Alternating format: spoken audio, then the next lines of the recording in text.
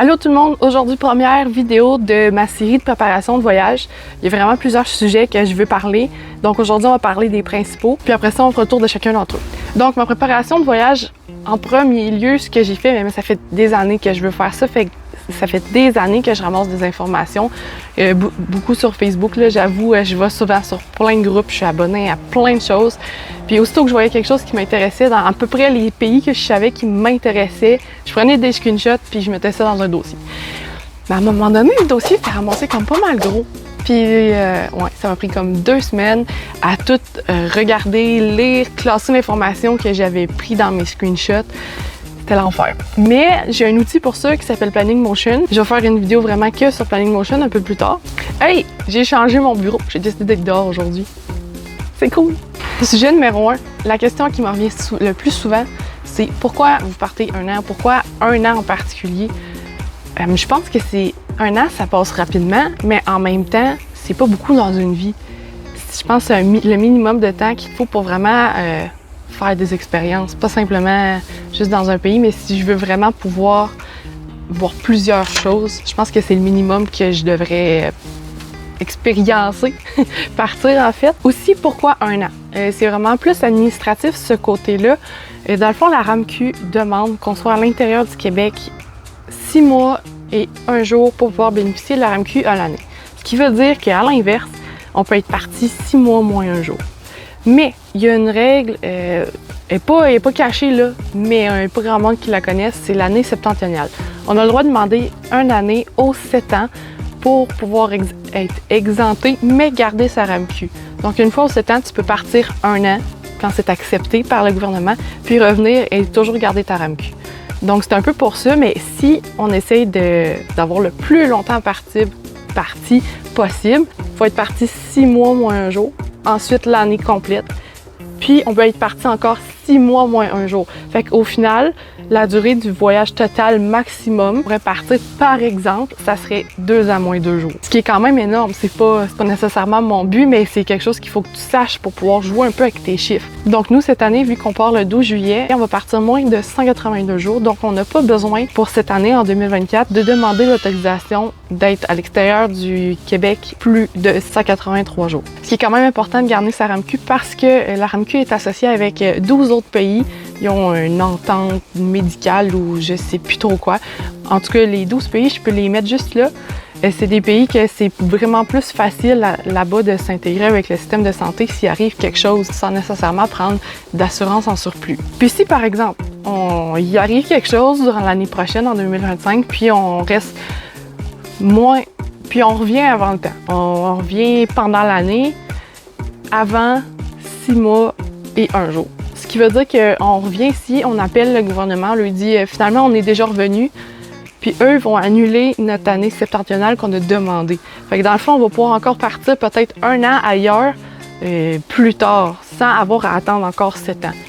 Aussi, ce qui est important, c'est quand tu fais ta recherche d'assurance, que ce soit pour médical, bagages, voyage, beaucoup plus pour long terme, les assurances vont te demander si tu as eu l'autorisation du gouvernement. Donc, dans le fond, quand que mon année septentrionale va être acceptée, et je suis supposée recevoir un papier disant « Oui, vous avez accès à votre année septentrionale », que ça, je vais être obligée de fournir aux assurances pour qu'il y ait la preuve que j'ai le droit d'être partie. Fait qu'au final, ils ont fait en sorte de passer par le même chemin parce que tout est un peu lié. On a besoin d'une preuve là, fait qu'on est mieux de ne pas prendre de chance.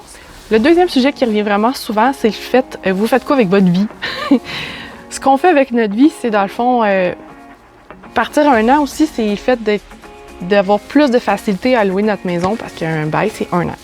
Donc, on s'est dit, on va y aller comme ça en premier. On va voir comment ça se passe par la suite. Qu'est-ce qu'on fait autre avec la maison qu'on loue? Dans le fond, on a la maison, on a le garage. Le garage, dans le fond, on va le barrer, ça va être vraiment comme notre entrepôt à nous. Même si on loue la maison tout équipée, tout meublé, j'ai quand même des choses que je veux garder, fait que mon garage, il est bien important.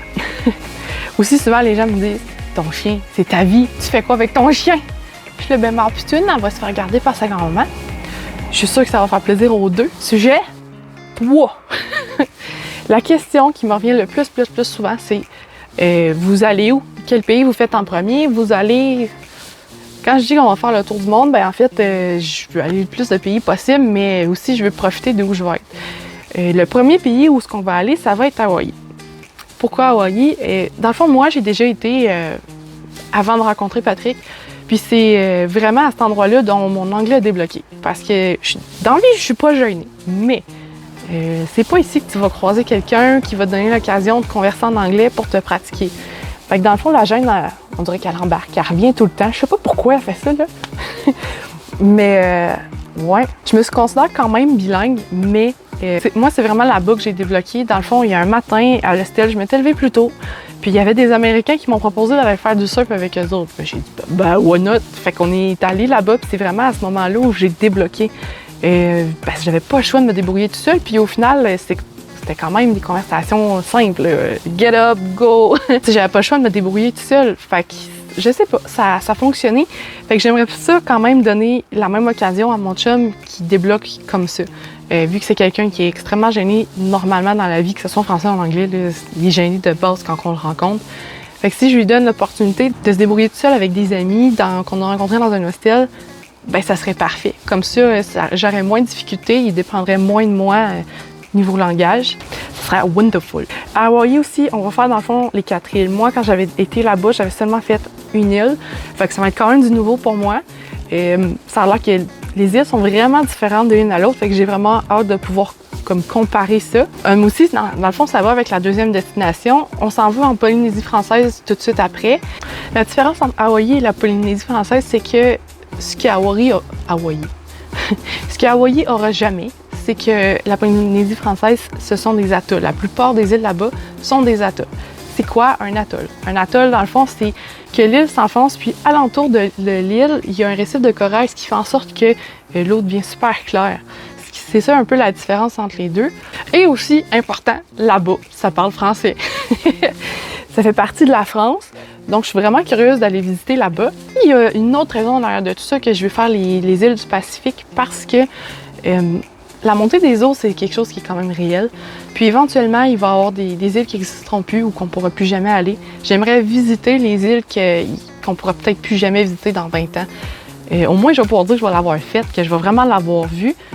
Puis c'est quelque chose qui vient me chercher un peu parce qu'avec mon métier, ce que j'ai étudié, je trouve ça important de valoriser les îles qu'on a qui n'existeront plus. Pour terminer cette vidéo-là, dans le fond, je voulais juste vous présenter les grosses étapes, mais en fait les étapes importantes pour pouvoir partir comme ça. Si vous avez des questions, ça m'intéresserait parce que peut-être c'est des choses que j'ai pas pensé. Tu sais, si on peut m'aider, là, moi, je prends tout ce qu'on me donne. Si vous pouvez mettre vos questions dans les commentaires, ça serait super apprécié. Aussi, d'autres vidéos vont suivre. Dans le fond, je vais vraiment faire une vidéo carrément destinée à l'itinéraire que je vais avoir construit. Aussi, 2 ou 3 autres vidéos concernant les outils que je vais avoir utilisés, le matériel que je vais avoir emporté, les dates d'expiration, le passeport, parce que oui, quand ton passeport il est valide pendant 10 ans puis que ça rentre dans les 10 ans, ça marche, mais ça a l'air que moi, ça n'a pas fonctionné comme ça. Il a fallu que je renvoie mon passeport parce que blabla. Fait que j'en reparlerai à ce moment-là. Aussi, les fameuses assurances. Très important, les assurances, qui vont être aussi dans une de ces vidéos-là. Puis là-dessus, on se reparle dans une autre vidéo. Salut!